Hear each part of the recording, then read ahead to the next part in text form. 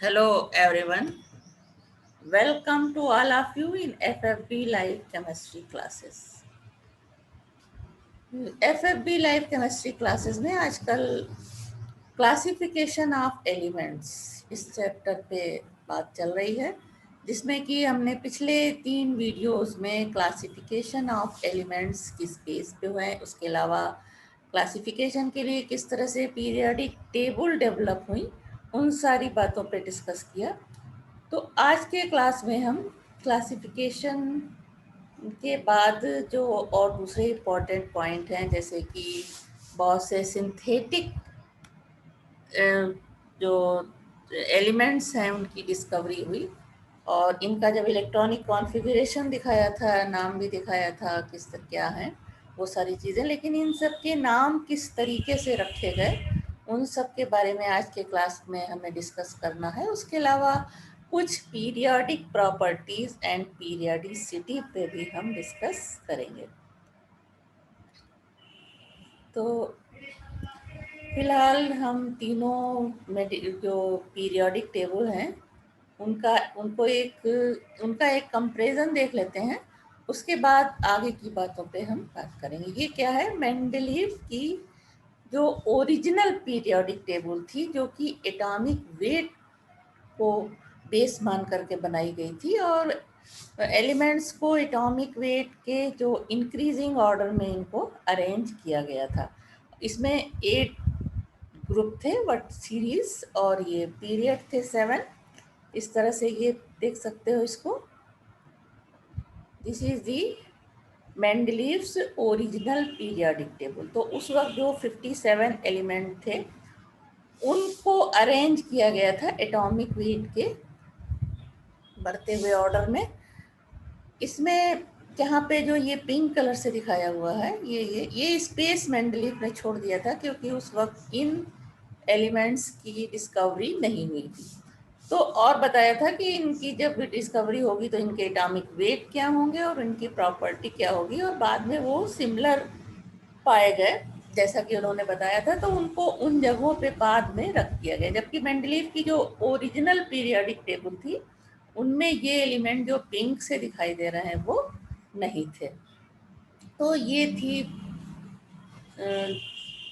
क्या नाम की मेंडलीव की ओरिजिनल पीरियोडिक टेबल। इसमें जो येलो कलर से जो पॉइंट दिख रहे हैं वो क्या है, लेंथेनाइट सीरीज को रिप्रेजेंट करते हैं, ब्लू कलर एक्टिनाइट सीरीज को, और रेड जो है वो नॉन टू एंशियंट्स। तो जो पहले से मालूम थे वो रेड से है। तो इस तरह से अरेंजमेंट था मेंडलीव की ओरिजिनल पीरियोडिक टेबल में। उसके बाद उसका मॉडर्न पीरियोडिक टेबल डेवलप किया मोजले ने, जिसमें कि इसमें भी 8 ग्रुप थे, लेकिन 7 ग्रुप तक 1 to 7 इसको ए और बी दो सब ग्रुप में बांट दिया गया इस तरह से।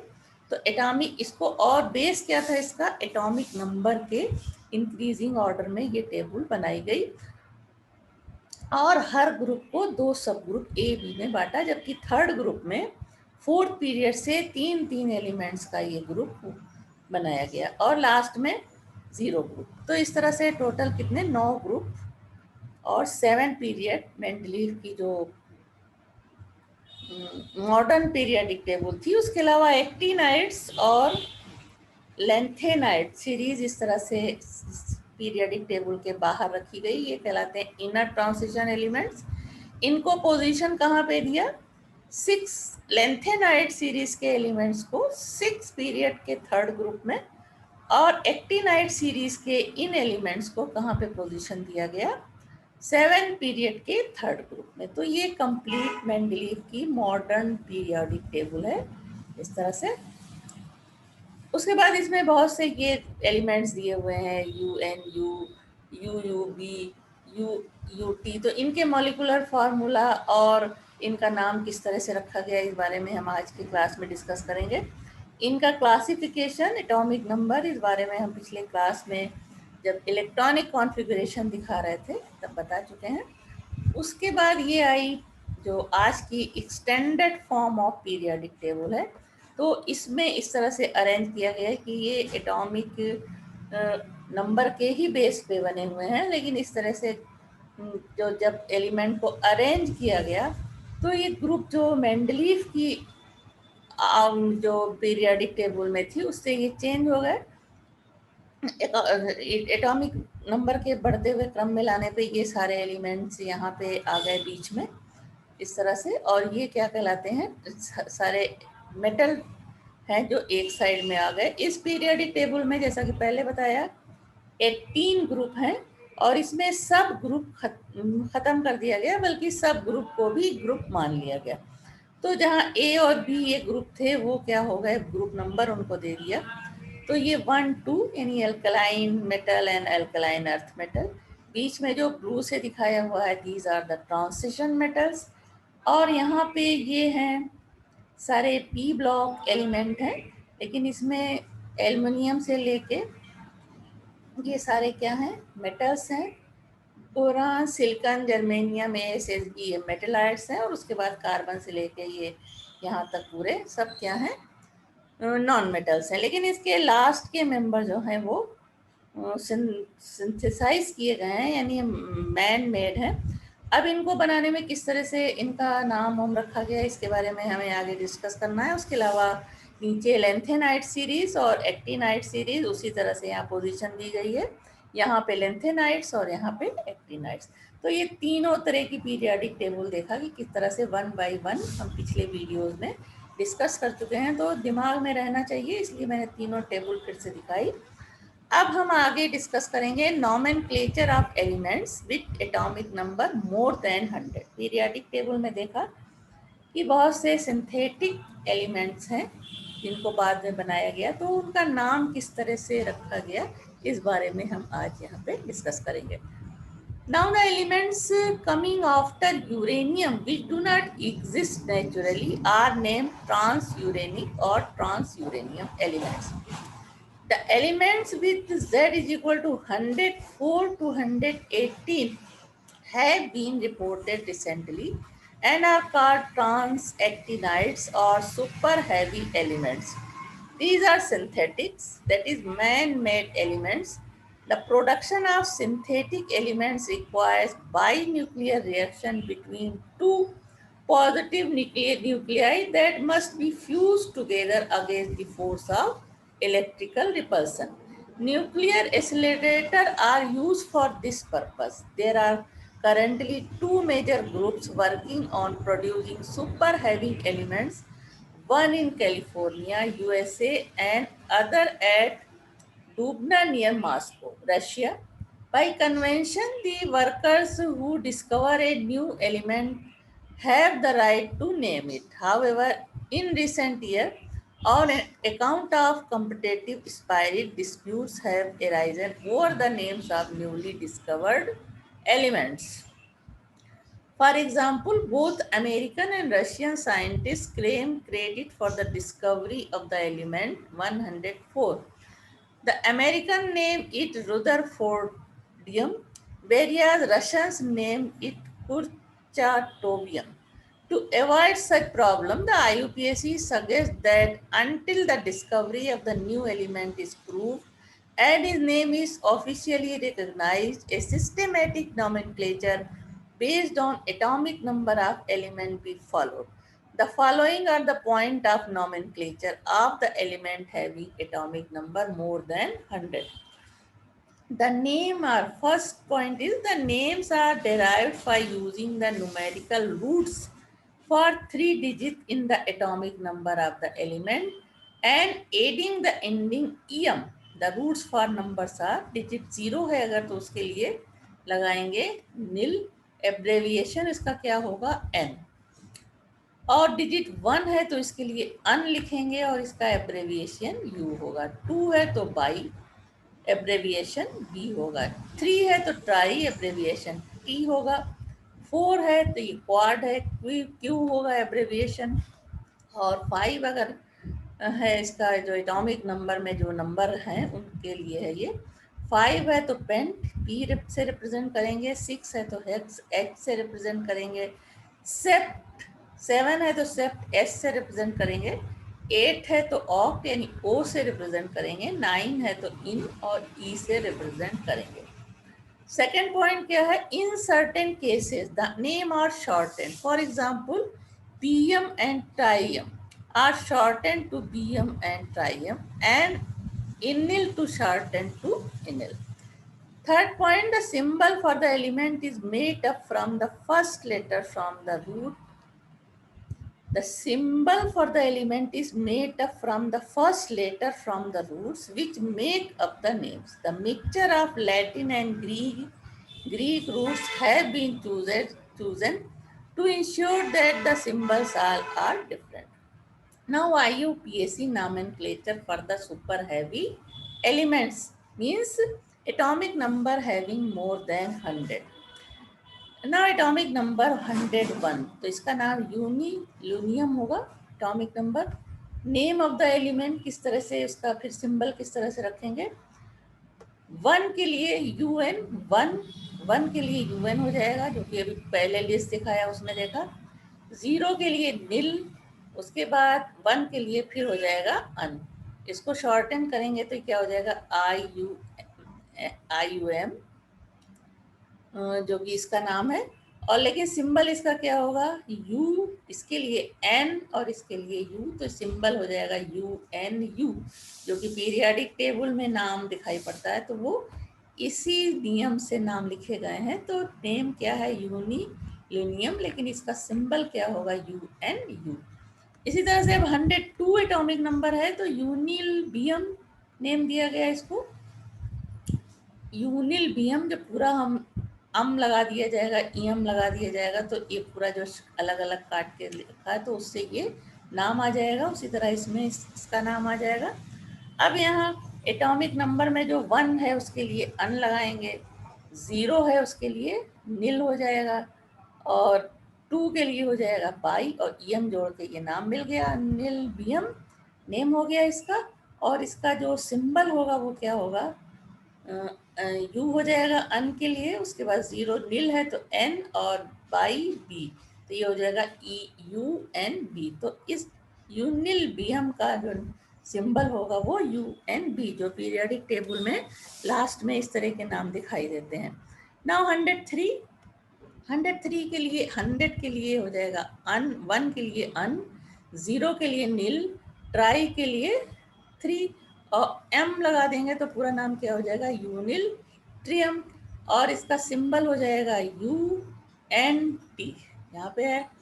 उसी तरह से 104 एटॉमिक नंबर होगा जब, तो 1 के लिए अन, 0 के लिए निल एंड 4 के लिए क्वाड, यम लगा के तो ये नाम हो जाएगा यूनिल क्वाडियम, और इसका सिंबल होगा UNQ, 4 के लिए यहाँ Q। उसी तरह से 105 अगर है तो 1 के लिए हो जाएगा अन, 0 के लिए निल और 5 के लिए पेंट, तो नाम इसका हो जाए सिंबल हो जाएगा UNP, ईएम लगा देंगे यहाँ पे तो पूरा नाम आ जाएगा उनिल पेंटियम। उसके बाद इसी तरह 106 ये हो जाएगा अन, इसके लिए हो जाएगा UN और H, तो सिंबल क्या हो जाएगा UNH, और नाम यहाँ सामने दिया है यूनिहेक्सियम। उसके बाद 107 है तो इसी तरीके से अनिल सेप्टियमम, यहाँ हो जाएगा इसके लिए 1 निल हेक्स के लिए होता है, ये होता है और सेप्ट के लिए होगा, तो इसका यहाँ पे छूट गया है तो यहीं पे दिखा दिया है। 1 के लिए अन, उसके बाद 0 के लिए निल, सेप्ट के लिए 7, तो पूरा नाम हो जाएगा अनिल सेप्टियम, और इसका जो सिंबल होगा UNS। इसी तरह से 108 के लिए अन के लिए 1, 0 के लिए नील और ऑक्ट हो जाएगा, ईएम लगाने पे नाम हो जाएगा यूनिलोक्टियम, और UNO इसका नाम होगा। उसी तरह 109 के लिए अन के लिए 1 निल, 0 के लिए निल और 9 के लिए इन, तो ये हो जाएगा यूनिलेनियम, और इसका जो सिंबल होगा UNE। इसी तरह से 110 के लिए हो जाएगा, यहाँ 00 है तो ये निल हो जाएगा, तो ये हो जाएगा UUN, और लास्ट वाले के लिए हो जाएगा, तो ये सारे के देख सकते हो, जिसका यहाँ बीच में नहीं लिखा है उसका यहाँ है। तो थर्ड नंबर पे ये UNE है और इसका सिंबल है UN और इसका सिंबल है UU और इसका है ये सामने तुम्हारे UNO। तो यहाँ से हम इस तरह से देख सकते हैं। इसके लिए तो पूरा लिखा गया है हेक्स UNH, उसके बाद इसका यहाँ नहीं लिखा हुआ है तो यहीं पे नंबरिंग दिखाइए 107 और इसका जो सिंबल है वो UNS। उसके बाद इसका सिंबल है यहाँ दिखा के है UNO, फिर इसका सिंबल यहाँ नहीं दिखाया है लेकिन यहीं पे दिखा दिया है, फिर ये हो जाएगा UNE और लास्ट का हो जाएगा क्योंकि एक जीरो लास्ट में फिर है तो ये हो जाएगा UUN और इसका हो जाएगा 111 है तो UUU। पहला वर्ड जो होगा वो कैपिटल होगा, बाकी के जो होंगे वो स्मॉल होंगे। इसी तरह से और आगे देख सकते हैं 112 एटॉमिक नंबर है तो 112 यानी यू अन बाई यम लगाएंगे तो इसका ये नाम हो जाएगा और इसका सिंबल होगा UUB। इसी तरह से 113 एटॉमिक नंबर के लिए अन उसके बाद ट्राई तो ये हो जाएगा UUT। उसी तरह और नाम M लगा के इन तीनों को जोड़ करके इसमें यम लगा देंगे तो इसका नाम ये हो जाएगा। 114 एटॉमिक नंबर है तो इसका नाम 114 के लिए अनक्वाडियम हो जाएगा और UUK इसका सिंबल हो जाएगा। उसी तरह 115 है तो इसका नाम हो जाएगा, सिंबल हो जाएगा UUP और नाम हो जाएगा अनपेंटियम। 116 का नाम हो जाएगा अनहेक्सियम, अनहेक्सियम लगा देंगे और सिंबल UUH। उसी तरह से ये 117 एटॉमिक नंबर का अनसेप्टियम हो जाएगा और सिंबल होगा UUS। 118 का हो जाएगा यम लगा देंगे अनऑक्टियम और इसका सिंबल होगा UUO और 120 के लिए होगा अनबिनिलियम 120 ये हो जाएगा UBN। तो इस तरह से इनके नॉमेनक्लेचर किए गए IUPAC सिस्टम से। तो जो पीरियोडिक टेबल में लास्ट में इस तरह के सिंबल दिखाई देते हैं वो सारे क्या हैं, सिंथेटिक एलिमेंट्स हैं और उनको उनका नाम जो है इस मेथड से लिखा जाता है जो अभी अभी देखा। At present 118 elements have been discovered. Element with atomic number 117 is yet to be confirmed by IUPAC working group. Official IUPAC name of the element up to 112, 114, 116 have been approved by the Commission on Nomenclature of Inorganic Chemistry, that is CNIC. Thus, the newly discovered element is first given a temporary name on the basis of atomic number and later on a permanent name with symbol is allotted by the consent of IUPAC representative.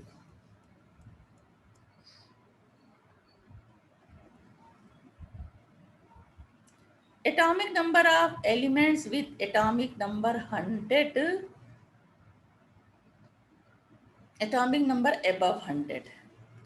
तो ये nomenclature का method अभी देखा, उसके अलावा ये क्या है, एटॉमिक नंबर दिया है, name of the basis of atomic number, temporary नाम जो दिए जाते हैं, उसके बाद ऑफिशियल IUPAC नेम यानी परमानेंट नाम IUPAC देता है, फिर उसका सिंबल डिसाइड होता है। तो 101 के जो अभी मेथड बताया कि किस तरीके से टेम्परेरी नेम दिए जाते हैं एलिमेंट्स को जिनके की एटॉमिक नंबर मोर देन 100 है, यूनिलियम और जिसका IUPAC नाम जो कि परमानेंट है वो मेंडेलियम और इसका सिंबल MD। उसी तरह 102 जिसका नेम है टेम्परेरी यूनिलियम जबकि परमानेंट है नेबेलियम जिसका सिंबल है NO। तो पहले जब डिस्कवर होते हैं एलिमेंट तो IUPAC के जो रूल हैं फॉलो करते हुए उसको इस तरह से नाम दिए जाते हैं और बाद में IUPAC जो है उन्हें परमानेंट नाम देता है। तो ये सारे नाम देख सकते हो, ये इन सारे नाम पे हम बता चुके हैं किस तरह से रखे जाते हैं। तो ये सारे टेम्परेरी नाम हो गए और जब ये परमानेंट नाम IUPAC ने दिया तो 104 एलिमेंट जो है रदरफोर्डियम, इसी तरह 105 है तो डोगनियम, उसके सामने टेम्परेरी नेम दिए हुए हैं। 106 एटॉमिक नंबर है तो सीबोर्जियम। इसी तरह 107, 108 के नाम ये सामने देख सकते हो सारे दिए हैं। हैस्नियम 109 का है मेट्रेनियम, 110 डर्मेस्टेडियम एंड 111 रॉन्टेंजेनियम। ये सारे क्या है, परमानेंट नाम है। और ये इनके इधर सिंबल दिए गए हैं इस तरह से, ये सारे नाम देख सकते हो इस तरह से। तो ये टेम्परेरी नाम हुए जिसका जो एक नियम के सहारे से इसके नाम लिखे जाते हैं, पॉइंट है नॉमेनक्लेचर के, उनका यूज़ करते हुए उसके बाद उनको इस तरह से परमानेंट नाम दिया जाता है। और जिसका नाम नहीं दिया गया उसको यहाँ पे अभी छोड़ दिया गया है, जो आगे इसको दिया जाएगा। और जिसका नाम परमानेंट नहीं हुआ उसका नाम वही होगा जो रूल से बनाया गया है, जैसे कि अनंटियम, इसके लिए कोई परमानेंट नाम और सिंबल नहीं है तो इसका नाम यही होगा। और जो सिंबल बताया था इससे पहले वाली टेबल में, उसी हिसाब से उसका सिंबल लिखा जाएगा। Now to determine the position of element in the extended form of periodic table on the basis of electronic configuration, यानी इलेक्ट्रॉनिक कॉन्फ़िगरेशन किसी एलिमेंट का दिया है तो पीरियोडिक टेबल में हम उसकी पोजीशन किस तरह डिसाइड करेंगे। The block, period and group of an element can be easily decided from the electronic configuration of the element. First point, the block of the element is decided on the basis of the type of the orbital on which the last electron is accommodated. If the last electron enters into S subshell or P subshell or D subshell or F subshell, then the element belongs to S block or P block or D block or F block respectively. The period to which an element belongs depend on the total number of orbits or shells on which electrons are present, or the serial number of the periods corresponds to the principal quantum number of the outermost shell on which the electrons are present. For example chlorine atomic number 17, 3 orbits होते हैं इसमें, 287 3 orbit है। और इसी तरह neon है, इसमें भी एटॉमिक नंबर 3 है, यानी 3 ऑर्बिट है इनमें। These are belong to third group, यानी नंबर ऑफ शेल या प्रिंसिपल क्वांटम नंबर ये डिसाइड करता है कि ये किस पीरियड में है। प्रिंसिपल क्वांटम नंबर यहाँ लेड के लिए 4 है, 6 ऑर्बिट है। यहाँ 6 ऑर्बिट है इसके पास, यानी प्रिंसिपल क्वांटम नंबर 6 है। तो ये दोनों ही एलिमेंट किस पीरियड के होंगे, 6 पीरियड के। To decide about the group number IUPAC, the number of electron present on the outermost shell or an penultimate shell next to the outermost shell are counted. If the last orbit contains 1 or 2 electrons, the group number is 1 or 2 respectively. Helium is an exception which belongs to group 18. There should not be any d orbital in the penultimate shell. That is, in the penultimate shell, either 2 electrons, n-1 s2 or 8 electrons, n-1 sp2 sp6 are present. Now ns1, यानी last electron कहाँ inter कर रहा है, S में, और एक electron है, तो ये किस ग्रुप में होगा, फर्स्ट ग्रुप में। ns2 2 इलेक्ट्रॉन है, लास्ट जो शेल है, जो लास्ट ऑर्बिट है, तो ये सेकंड ग्रुप में होगा। लास्ट शेल में 2 इलेक्ट्रॉन है तो ये सेकंड ग्रुप का होगा। अब पोटेशियम है, 19 इलेक्ट्रॉनिक एटॉमिक नंबर है, इलेक्ट्रॉनिक कॉन्फ़िगरेशन है इसका 2881। और आर्गन का इसी तरह से, यानी लास्ट जो शेल है उसमें एक इलेक्ट्रॉन है इन दोनों के, तो ये ग्रुप फर्स्ट में होंगे। स्ट्रॉन्शियम लास्ट के जो शेल में 2 इलेक्ट्रॉन है और इसमें भी लास्ट के शेल में 2 इलेक्ट्रॉन है, तो इसका ग्रुप नंबर 2 होगा। बेरिलियम के भी लास्ट शेल में 2 इलेक्ट्रॉन है, हीलियम के लास्ट शेल में 2 इलेक्ट्रॉन है, तो ये ग्रुप इसका 2 होगा।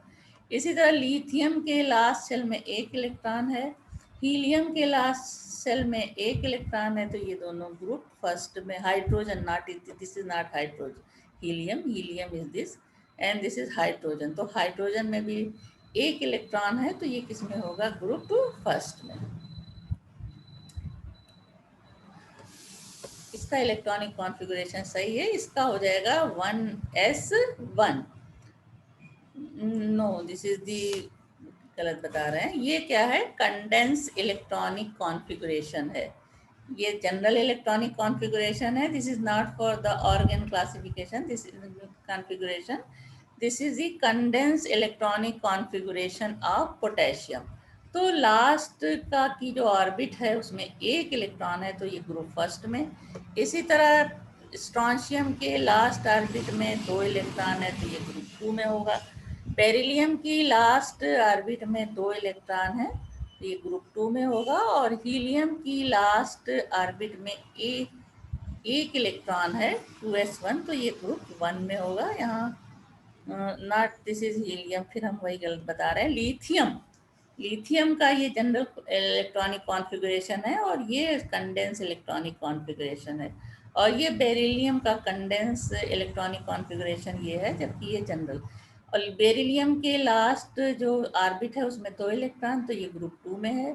लिथियम की लास्ट ऑर्बिट में एक इलेक्ट्रॉन है, तो ये ग्रुप वन में है। इसी तरह की शायद मिस्टेक यहाँ भी हुई होगी, NS1। पोटेशियम में ये इसका कंडेंस इलेक्ट्रॉनिक कॉन्फ़िगरेशन है, तो पोटेशियम की लास्ट ऑर्बिट में एक इलेक्ट्रॉन, तो ये ग्रुप फर्स्ट में। स्ट्रॉन्शियम में दो इलेक्ट्रॉन, तो ये ग्रुप टू में। If the last orbit has 3 or more electrons, then the group number is the sum of electrons in the last orbit plus 10. Such an elements belong to p block element. S16 इसका atomic number, इसके electronic configuration है 2s6, condense electronic configuration 3s2 3p6। तो last में इसके पास कितना है?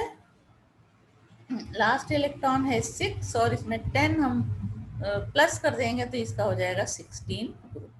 क्या है इसका जो बेसिस है? If the last orbit has 3 और मोर electrons, then the group number is the sum of electron in the last orbit plus 10. Such an element belong to p block.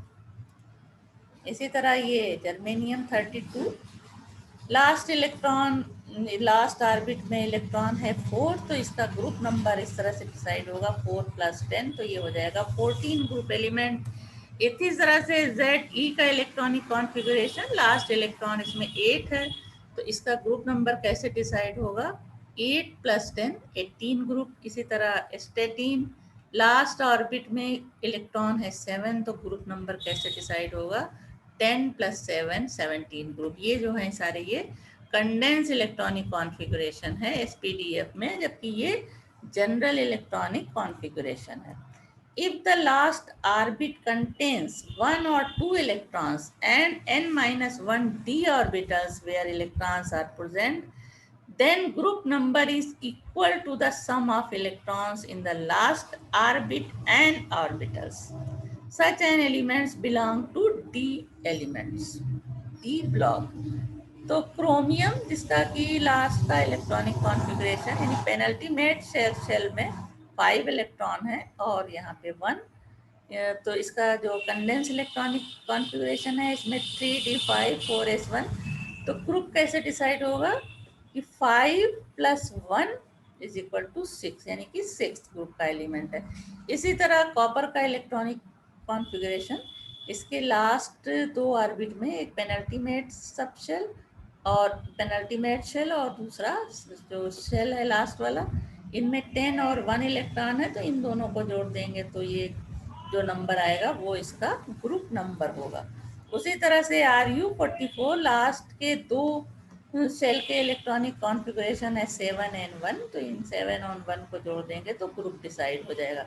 इसी तरह से हॉफनियम, लास्ट में 2 + 2, यहाँ 2 + 2 इलेक्ट्रॉन जोड़ देंगे तो इसका ग्रुप डिसाइड हो जाएगा। तो इस तरह से हम पीरियडिक टेबल में एलिमेंट की पोजीशन डिसाइड कर सकते हैं। नाउ एटॉमिक प्रॉपर्टीज और periodic properties of elements. The physical properties of the elements can be divided into two categories. First, properties of individual atoms. Properties such as atomic and ionic radii, ionization enthalpy, electron gain enthalpy, valency, screening effect, effective nuclear charge, and electronegativity are the properties of individual atoms and directly depend on their electronic configuration.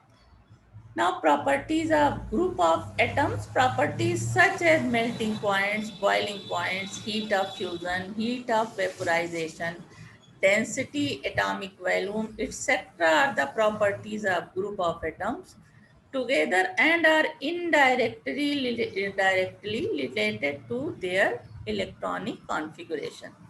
Now, all these properties which are directly or indirectly dependent on the electronic configuration of the elements are called atomic properties.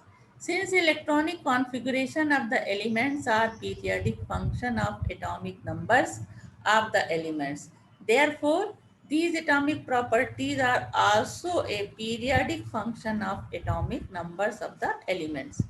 On account of this, atomic properties are also called periodic properties. Now, periodicity in properties. The rigid meaning of the word periodic is that a particular property is repeated in a system at regular intervals.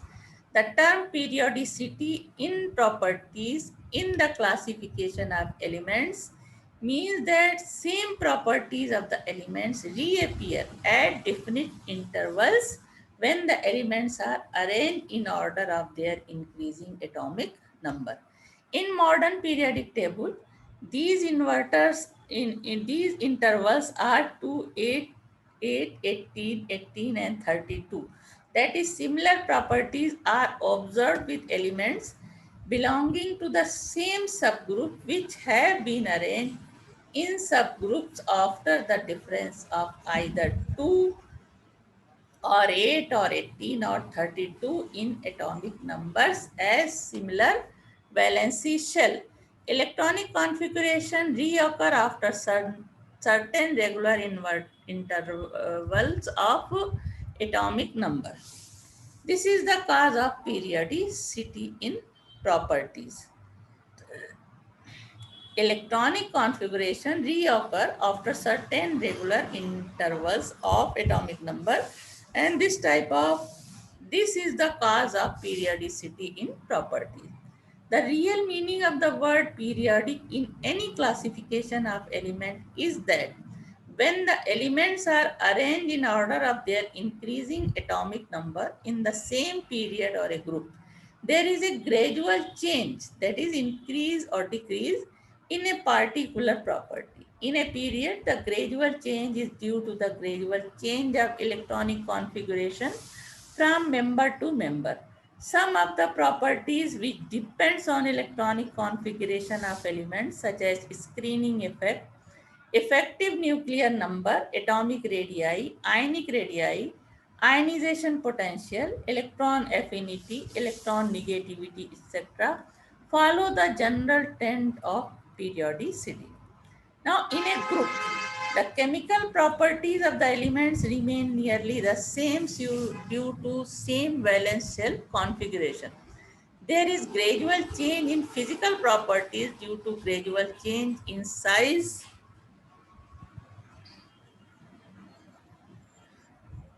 of atom due to start of new energy shell. We shall discuss now the periodicity of periodic trends in some of the properties such as screening effect, effective nuclear charge, atomic and ionic radii, ionization enthalpy, electron gain enthalpy, electronegativity, etc. We shall restrict our study especially in case of S and P block elements. Now come on screening effect or shielding effect. In a multi-electron atom, the electrons of the valency shell, that is outermost shell, are attracted towards the nucleus, and also these electrons are repelled by the electron present in the inner shell. On account of this, the actual force of attraction between the nucleus and the valency electron is somewhat decreased by repulsive force acting in opposite direction.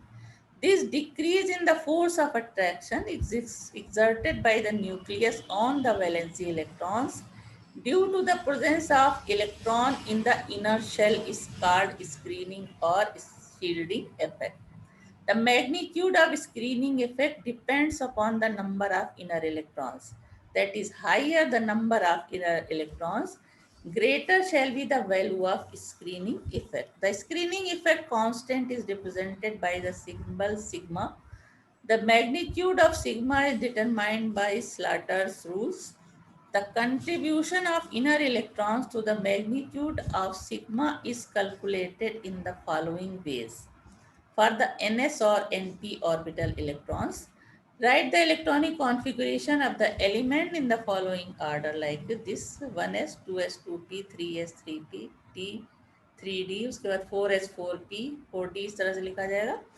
Now electrons to the right of the ns-np group are not effective in shielding the ns or np electrons and contribute nothing to sigma. The third point, all other electrons in the NS-NP group contribute to extent of 0.35 each to screening constant, except for 1s for which the value is 0.30.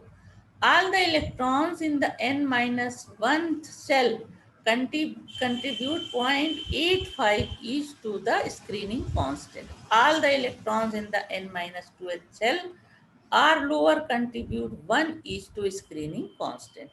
For D and F electrons, rule 1 and 3rd remain the same, but rule 4th, 5th get replaced by the rule 6th. All the electrons in the group lying left to the ND-NF groups contribute 1 each to the screening effect. For example, calculate the screening constant of alkali metal for valency electrons. Valency electron lithium के लिए 2 into 1 तो ये हो जाएगा 2 into 0.85 1.7. Na के लिए 281 है तो सबकी वैल्यू जो अभी शुरू में बताई वो 8 ये वाले 8 इंटू दिस प्लस 2 इंटू 1 ये हो जाएगा 8.8. इसी तरह पोटेशियम का, इसी तरह रुबीडियम का और फिर सीरियम का निकाल सकते हैं. Now calculate the screening constant of members of second period for the balance. 2 1 lithium के लिए तो ये हो जाएगा 2 इंटू 0.85 1.7. इसी तरह बेरिलियम का निकालेंगे, बोरान का, कार्बन का. जो रूल्स अभी ऊपर पढ़े हैं उन्हीं के बेस पे ये सारे कैलकुलेशन दिखाए गए हैं. ओके. अब शील्डिंग इफेक्ट या स्क्रीनिंग इफेक्ट को हम यहाँ इस तरह से देख सकते हैं. अब जैसे कि ये लिथियम है, लिथियम का इलेक्ट्रॉनिक कॉन्फ़िगरेशन 1s2 2s1, तो ये 1s1 दो इलेक्ट्रॉन और 2s1 में एक इलेक्ट्रॉन. अब इस इलेक्ट्रॉन और जो न्यूक्लियस है उसके बीच अट्रैक्शन को कौन कम करेगा? बीच की ये शेल. हालांकि एक ही शेल है तो इसके इस शेल और इस शेल के बीच रिपल्सन कम होगा, लेकिन फिर भी ये इसके और इसके बीच के ये जो अट्रैक्शन होगा उसको कम करेगा. तो यही कहलाता है शील्डिंग इफेक्ट. यानी बीच की न्यूक्लियस और आउटर मोस्ट शेल के इलेक्ट्रॉन के बीच जो अट्रैक्शन हो रहा है उसको बीच की जो शेल है वो कम करती है. ये कहलाता है स्क्रीनिंग इफेक्ट या शील्डिंग इफेक्ट. इसी तरह ग्रुप में दूसरा मेंबर है सोडियम. अब यहाँ पे ये बढ़ गई, जो नंबर ऑफ शेल है 1 2 3 हो गई, और लास्ट के अंत में 1 इलेक्ट्रॉन और इस न्यूक्लियस के बीच जो अट्रैक्शन है उसको ये दोनों कम करेंगे, ये दोनों शेल जो है, क्योंकि ये इलेक्ट्रॉन को रिपेल करेंगे इधर से. तो ये इन दोनों जो बीच में ये शील्ड का काम करते हैं ये दोनों शेल, यही कहलाता है स्क्रीनिंग इफेक्ट. इसी तरह अब थर्ड मेंबर जो है तो स्क्रीनिंग इफेक्ट ग्रुप में तेजी से बढ़ता है क्योंकि नंबर ऑफ शेल लगातार बढ़ती जाती है. अब यहाँ पे 1 2 3 शेल थी और यहाँ और ज़्यादा हो गई, तो न्यूक्लियस और आउटर मोस्ट इलेक्ट्रॉन के बीच जो अट्रैक्शन होगा उसको ये बीच की जो ऑर्बिटल्स, जो बीच की शेल हैं, ये कम करेंगे क्योंकि इनमें भी इलेक्ट्रॉन है और वो इस इलेक्ट्रॉन को रिपेल करेंगे, न्यूक्लियस से दूर ले जाएंगे. तो यही होता है। तो इस तरह से हम देख सकते हैं कि ये ग्रुप के मेंबर हैं और इनमें वैलेंस शेल लगातार बढ़ती जा रही है, तो स्क्रीनिंग इफेक्ट इनका बढ़ता जाएगा। इन ए पीरियड क्या होता है कि शेल एक ही रहती है, सिर्फ एक एक करके इलेक्ट्रॉन बढ़ते हैं। तो शील्डिंग इफेक्ट यहाँ भी है, लेकिन क्योंकि आउटर मोस्ट ऑर्बिट में इलेक्ट्रॉन इस तरह से बढ़ते जा रहे हैं, इसमें 3 हो गया, अगले मेंबर में 4 हो गया, तो ये अट्रैक्शन न्यूक्लियस की तरफ बढ़ता जाता है। तो इसलिए इन ए पीरियड जो स्क्रीनिंग इफेक्ट है वो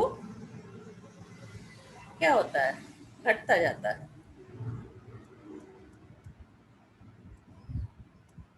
Now calculate the screening constant in zinc for 4s electron, B for 3d electrons. ये सारे एग्जाम्पल हैं और ये सारी चीज़ें हम अभी डिस्कस कर चुके हैं। तो 1s2 स्क्वायर 2s2 2 8 हो जाएगा जो है जिंक के लिए। थर्ड यानी 2 8 8 10 2 होता है, इसका इलेक्ट्रॉनिक कॉन्फ़िगरेशन दिखाया गया है। सबकी वैल्यू रख के हम सिग्मा की वैल्यू निकाल सकते हैं। इसी तरह फॉर डी इलेक्ट्रॉन्स के लिए हम इसकी वैल्यू निकाल सकते हैं। It is clear from the example first and second that the magnitude of screening constant in the case of S and P block element increases in a period as well as in group as the atomic number increases. From the example 3, it is evident that the electrons in different orbitals are differently affected by the same nuclear charge depending upon their proximity to the nucleus. Now, effective nuclear charge. Due to screening effect, the valency electron experience less attraction toward nucleus. This brings decrease in nuclear charge Z actually present on the nucleus. The reduced nuclear charge is termed as effective nuclear charge and is represented by Z star. This is related to actual nuclear charge Z by the following formula. And effective nuclear charge is equal to actual nuclear charge minus sigma, where sigma is a screening constant. Now it is observed that magnitude of effective nuclear charge increases in a period when we move down from the left to right. So effective nuclear charge increases in the period when we move from left to right. In a subgroup of normal element, the magnitude of effective nuclear charge remain almost the same. इस तरह से calculate करके देख सकते हैं alkali group, alkaline group. तो इस तरह से आज हमने डिस्कस किस पे किया, स्क्रीनिंग इफेक्ट और इफेक्टिव न्यूक्लियर चार्ज पे। अगले क्लास में हम बाकी की जो पीरियडिक प्रॉपर्टीज़ है, जैसे कि एलिमेंट्स, एक एटम इंडिविजुअल एटम्स की ले सकते हैं, जैसे कि एटॉमिक रेडियाई है, उसके अलावा भी और प्रॉपर्टीज़ हैं, आयनिजेशन पोटेंशियल, इलेक्ट्रोनेगेटिविटी, इलेक्ट्रॉन एफिनिटी। तो इन सब के बारे में हम अगले क्लास में डिस्कस करेंगे।